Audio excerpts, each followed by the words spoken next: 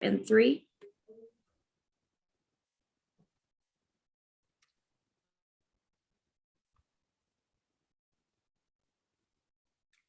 Hi, everyone. Welcome to our Alliance meeting. I am so thrilled to introduce Dr. Joni Rutter, who is the Acting Director of NCATS.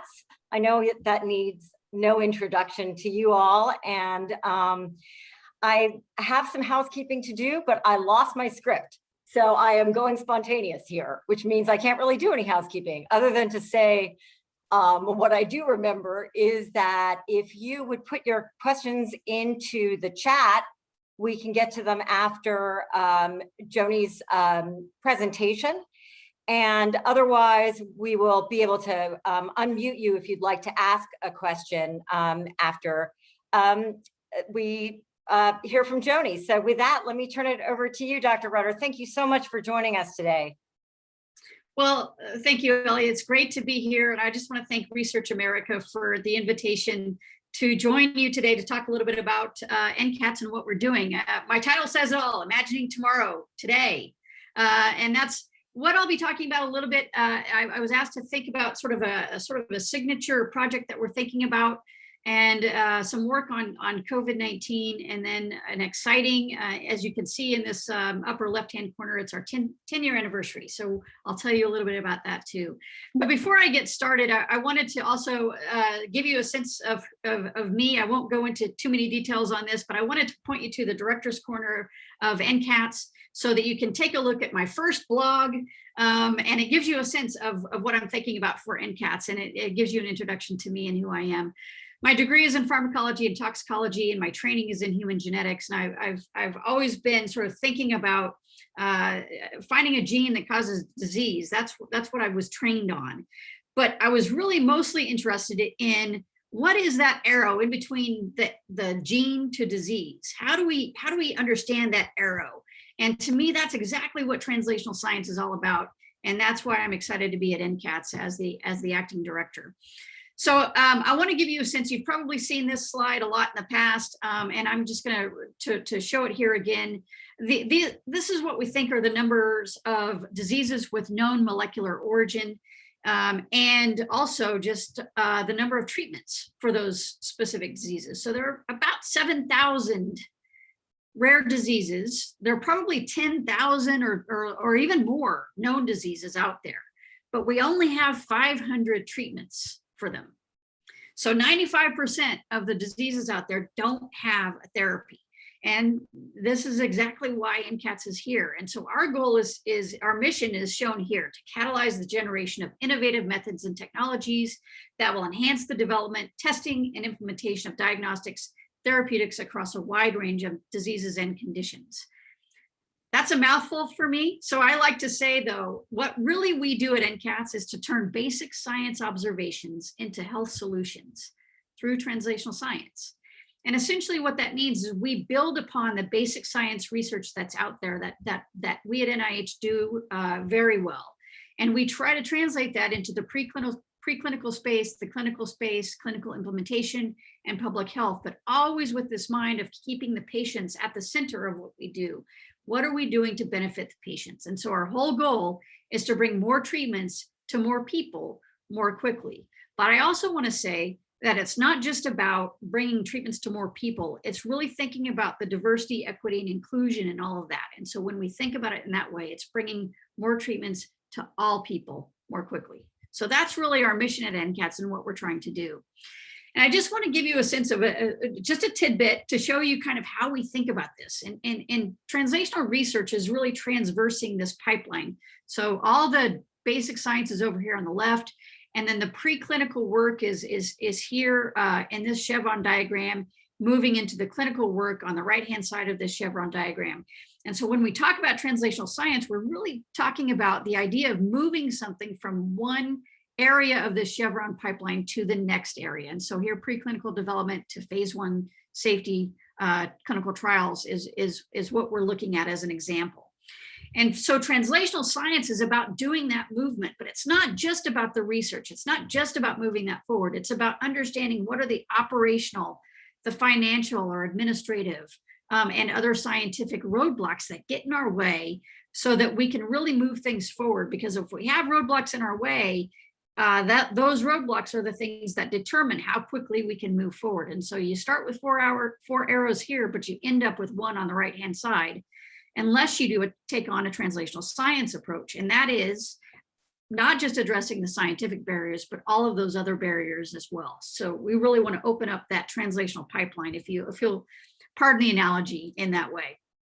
And so the NCATS way is thinking about how do we address those barriers. We have partnerships, collaborations. We engage with a variety of stakeholders.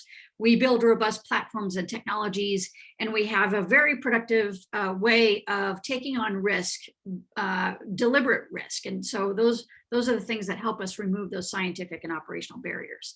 And so I'm going to give you a sense of this one here, talking about a robust platform and technology. So I hope to capture your imagination on what we're thinking about and what we talk about in terms of platforms. And this happens to be in the area of rare diseases. And so I mentioned that we have about 7,000 rare diseases. About 80% of those have some sort of genetic origin to them, and about 50% have an onset in childhood. The prevalence here is about 8 to 10% in the US population, which translates to 30 million people. So rare diseases are not rare. The other thing is that rare diseases take a long time to diagnose. Typically, it requires multiple specialists, multiple doctor visits, and on the order of 5 to 15 years for that diagnostic odyssey to take place before a diagnosis is really there. And once that diagnosis happens, less than 5%, as I mentioned before, have actually an approved treatment. So at the pace that we're going, to be able to find treatments for all of these rare diseases, let alone all the diseases that we know about, it's going to take us thousands of years to get to that. So how do we shorten that time frame? One area I want to focus on is this idea of developing approaches, platform-based approaches, where we can tackle more than one disease at a time. And so here we're using rare diseases really as our key thing that we're going from to help us identify potential ways in which we can do this. And rare disease therapies theoretically can then lead to even common disease types of therapeutic approaches. And so that's really the whole goal we're going after. So I'll talk a little bit more about this gene therapy approach, and so I won't dwell on it here, but I'm gonna expand on this one in just a moment. But I also want to tell you that there are several other gene targeting therapies that we can approach in addition to gene therapy. So another approach would be through gene editing. Gene editing tools are when you can go in and actually into the DNA itself and excise the mutation in the DNA and repair it with the base pair that actually is the appropriate one. And so there are editing tools now that you've probably read or heard about that seem to be working well in the preclinical space. And so we're very excited about this technology, and we are leading a common fund program at the NIH to work on some of these resources. The other approach that we are working on is something called the Antisense Oligonucleotide approach, or ASOs. And here is where there's a protein that's actually not functioning well. And so we can use these antisense oligonucleotides. The antisense comes in where it binds to the mRNA precursors of those proteins and takes it out of commission so that only the good types of proteins can get made. And so we're developing these sorts of therapies for a variety of other diseases that I show here. Kinesin heavy chain isoform A, CMT is Charcot-Marie-Tooth disease, HSP is hereditary spastic paraplegia, ALS is amyotrophic lateral sclerosis, and then of course the frontotemporal dementia that you may have heard of with that as well. And so we think that if we can look at this particular KIF5A, the kinesin heavy chain gene, that seems to play a role in all of these different diseases. So if we can figure out how to develop this ASO to that particular one, it might have effects on all. So that's one way in which we're trying to test out these particular approaches. But let me circle back to this gene therapy one to give you another sense of how we're approaching this. It's something called the platform approach for gene therapy. We call it PAVE-GT for short, because we think it's paving the way for gene therapies and this approach to see if we can actually do what we are intending to do. And that's essentially, as I mentioned, monogenetic diseases can in principle be treated with gene therapy. And adeno-associated viruses, these are basically viruses that are safe and they don't cause disease. And so they're actually safe to use in this way. It's kind of weird to talk about viruses in a pandemic, but this is a good one that we can talk about. They can deliver a therapeutic gene to a target tissues or cells. And so we're looking at this approach to be able to deliver sort of good copies, functioning copies of genes, so that the defective copies are not relied upon. And so our current approach is to do these gene therapy clinical trials at we're looking at a couple of diseases, but essentially more diseases than one. And if we don't do this in a more than one disease at a time, we are it's slow, it's inefficient. We're going to duplicate efforts. So we really need to think about this much more deeply. So we want to design these clinical trials for multiple diseases using one adeno-associated virus vector platform to increase the efficiency and then reduce the cost of these clinical trials. And then the kicker here is that we will make all data, including communications with the FDA, anything that we work on here, publicly available so that others can use this in sort of a cut and paste type of fashion. So here's what this looks like. This is a AAV virus. And so we take the viral DNA out and we put the good copies of human DNA in, and then we deliver that DNA into patient cells. And so the 4 diseases that we'll be looking at here are 2 congenital myasthenic syndromes that are shown down here, and then 2 propionic acidemias that are shown up here. And so we have 2 genes that are involved in those 2 diseases, and we'll be making these adeno-associated viral vectors for those specific diseases. We're now working on the full IND-enabling studies to scale those up, and then we will be partnering with our NINDS colleagues and our NHGRI colleagues at the clinical center to actually implement the clinical trials. Right now, we're in this middle phase here, so we're just getting started. In addition to this, we are working with the FNIH and a variety of other stakeholders, including the FDA, on what we're calling the Bespoke Gene Therapy Consortium to really expand our approaches in this area and also think about scaling up and manufacturing for these AAV viruses.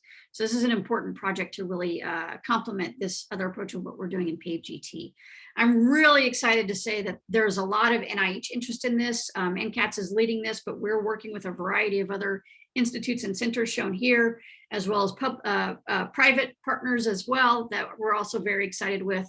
So we're just getting this put together, and we expect to launch this sometime in the fall. So stay tuned on more of this. Essentially, our whole goal is to get more treatments to, of course, these different diseases. And I mentioned this problem here shown at the bottom to the right.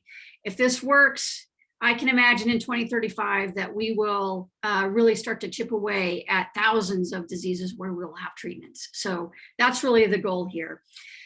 Just a quick word on the COVID work that we've been doing. I'll just show you this slide to give you a sense of all of the topics that we've been working on, but I'm not going to have time to go into all of them. I'm happy to answer any questions that you might have. But essentially, I've spoken before about the National COVID Cohort Collaborative. Last time I spoke, I think we were just starting. Now we have over 8 million people within the database. 2 million are COVID positive individuals with electronic health records, and about 6 million are COVID negative. So we're very excited about how this is moving, and there's a lot going on in this space. We're also doing several clinical trials that I'm happy to mention as well.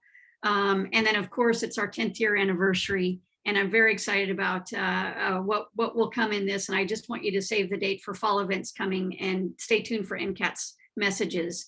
And then I'm going to end on this one slide. I know I'm going a little bit over, but this is really what we're thinking about in the future for the next 10 years, continuing to nurture collaborations and partnerships and build new ones, stay vigilant on COVID, but also preparing for future pandemics so that we don't get caught flat-footed next time. Expand our repertoire of platform technologies and research enabling resources that I've talked a little bit about today. We want to drive really the space of data science and informatics, thinking about artificial intelligence and machine learning and quantum computing. We're still a ways away on that, but we have our sights on that for sure. And then, of course, to train the translational scientists for the next generation. So these are just some ideas for the things that we're going to continue to expand upon, and look forward to discussion with Research America and any input or questions that you might have. Thank you so much. I really appreciate your time. That was a terrific presentation. I'm just overwhelmed. And I have one question that goes back to a statistic on your slide about rare diseases and the prevalence difference across countries. It sounds to me like what you were saying is that it's actually the definition of rare disease that's different, not the actual prevalence of the same definition. That's right. It's the definition in these different countries. It varies across countries, but yes, in the U.S., if it's a prevalence of less than 200,000, that's considered a rare disease. So that's right. I see, but the definitions in other countries expand what a rare disease. Yeah, that's right. They expand or actually some contract. Some that's contract. Right. Wow. So I know that this is probably not going to be the easiest question, but I need to ask. Have you done any thinking about ARPHAH in relation to NCATS? Oh, I've done a little bit. I've heard of it. Absolutely. No, I'm kidding. Yes, of course. Deserve that answer. That is a bad answer, isn't it? Yeah, no, what I would say to the ARPHAH question in all seriousness is absolutely watching this very closely. And what I've said all along too is thinking about ARPHAH and the mission of ARPHAH. It certainly sounds a lot like what we're doing. And that excites me. I'm really excited to see that. If we're talking about getting more treatments to more people through an ARPHAH kind of approach, I am all in for that. And so my goal is to help in any way to advance that idea and that agenda. And so I'm certainly watching. It is a bit above me at the moment, but always happy to answer any questions and weigh in on certainly the approaches that we use as well, because I think that there's certainly things that we can contribute to whatever happens with ARPHAH. Well, I think that the NCATS model and the way that it's been advanced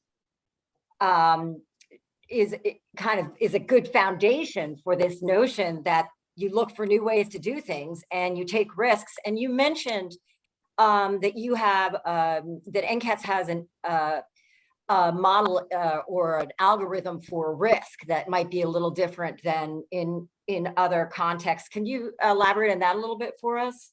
Oh, sure. Yes. The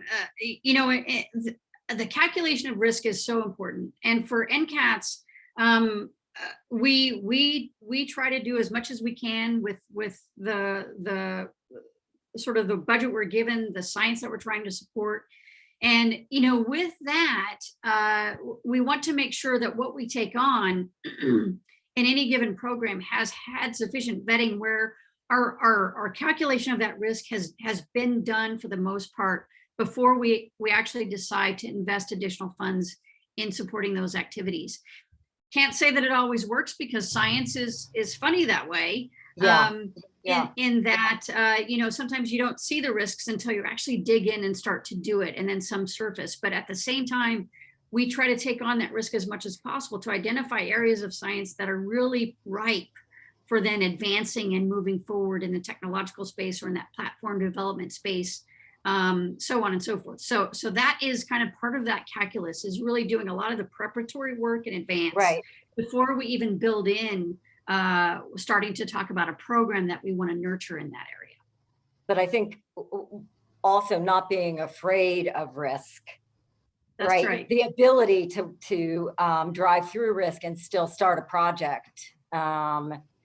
One last question that I'm going to turn. I know that there are many questions from our audience. Is the work that you mentioned, the platform work, is that also public-private sector partnership, or is that intramural? Oh, great.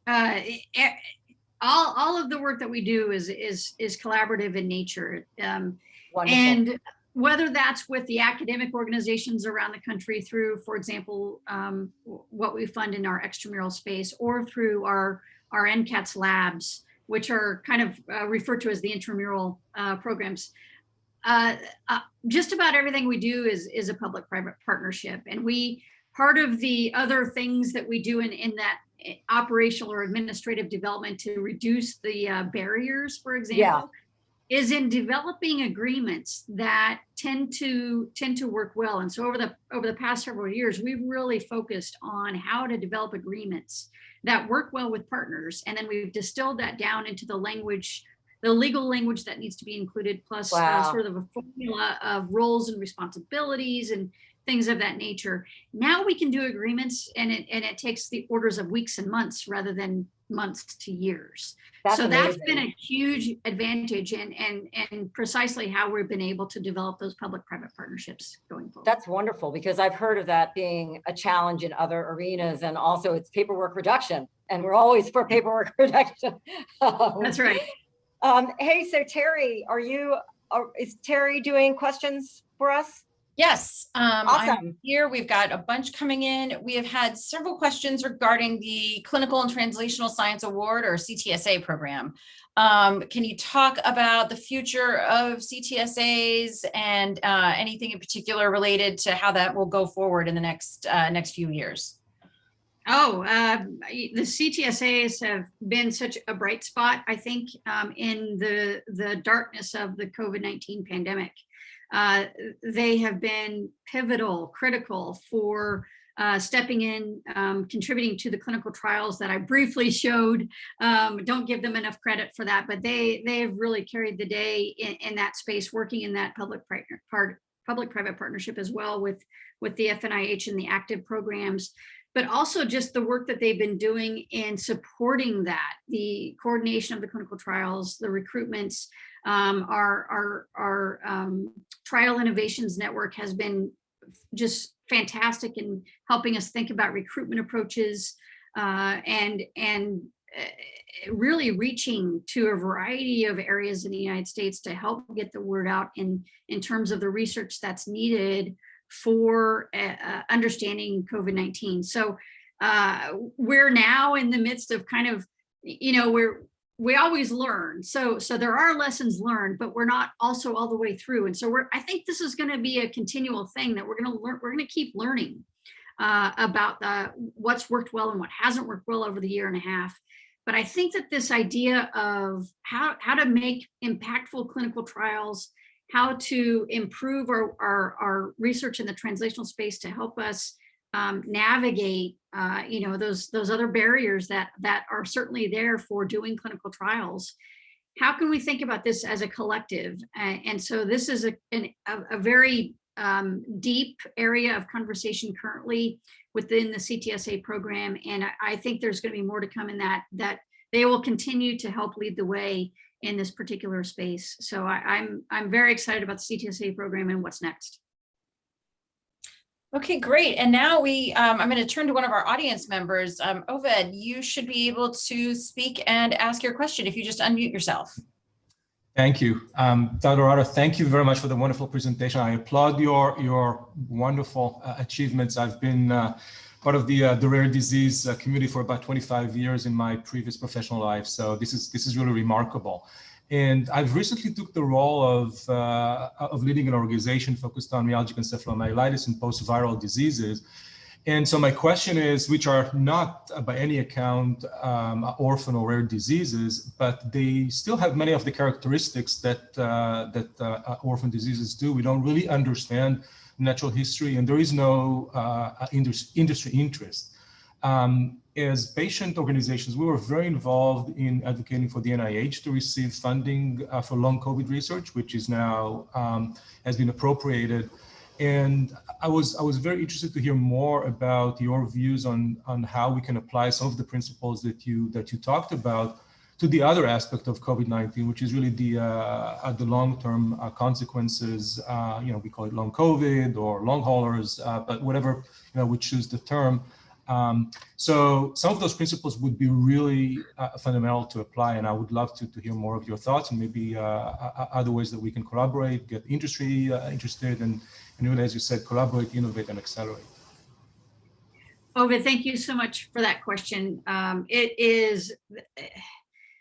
This is a tough question. It's and an important one. I think that that MES is not the only disease that this is going to be related to, but it's certainly one of the ones that really highlights this idea that there may be multiple phenotypes that need to be considered under the rubric of sort of one classification. You know, I think one of the things that I talked about very briefly again is this, the National COVID Cohort Collaborative. This is the electronic health record database. And Ovid, I would recommend perhaps that might be a place for you to start to look at some of the data within that database, to think about understanding what phenotypes are associated with MES and as well as other diseases, and try to use the electronic health record phenotypic understanding of that work to then figure out perhaps what might be examined much more in terms of clinical phenotypes, and that gives us clues into, of course, then drug development efforts or repurposing efforts as well. And so that may be a place for you to think about identifying collaborators that you mentioned before, teaming up and coming into the N3C database and identifying some of those cases in there to help kind of navigate that and develop a portfolio of what that might look like phenotypically, and start to drive then what might be done in the therapeutic arena. That may be a reasonable place to start. Great, thank you, Dr. Rutter. Another question, switching gears. You mentioned adeno-associated viruses, or AAVs, changing the expression of protein levels. If the use of AAVs demonstrates success, are there any next steps or things that people are thinking about for expanding that therapy for public use?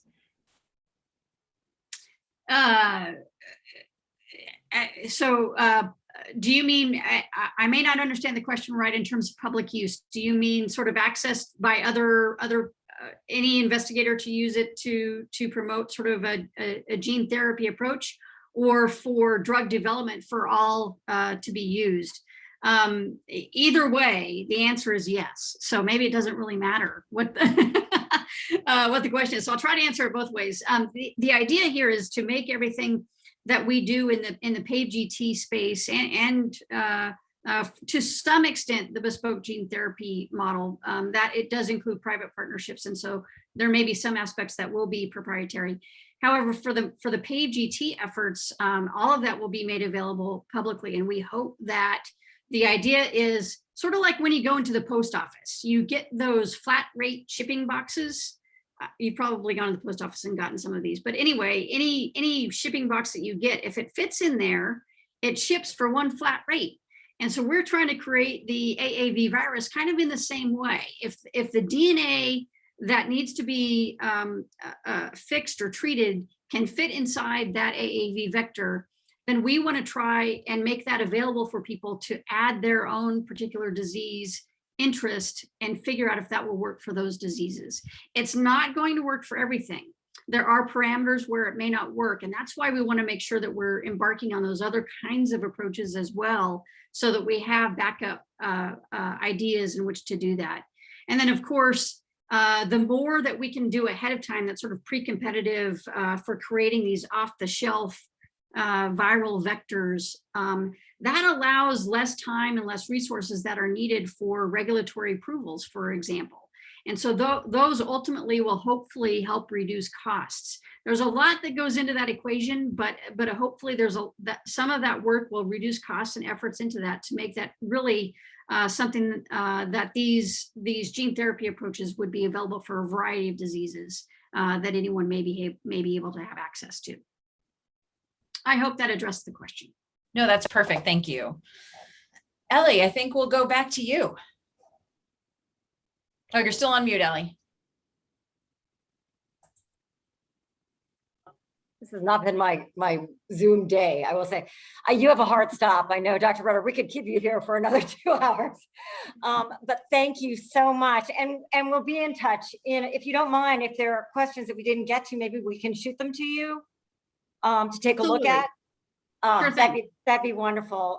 Thanks for what you do. And you know, we'll be in touch. Thank you so much. Absolutely.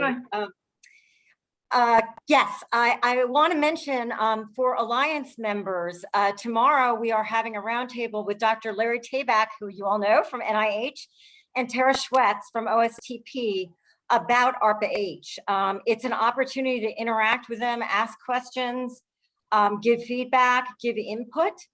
And we would love to have you join us. The one caveat is this is an Alliance member only event. So what an opportunity. If your organization is not an Alliance member, shoot me an email and I will connect you to our membership department, because we would love to have you. The larger our Alliance is, and I know I say this all the time, the more weight we have to achieve more funding and better policies to drive medical progress and public health progress. So, all right, I'm stepping off my soapbox. Oh, and one more thing, keep an eye on your inboxes. Next week, we're gonna do a check-in to talk about the plethora of activity on the Hill and what it means for research and development. So I hope you will join us for that. Okay, all, thank you so much. Thanks for being partners and members, and we'll see you tomorrow. Bye.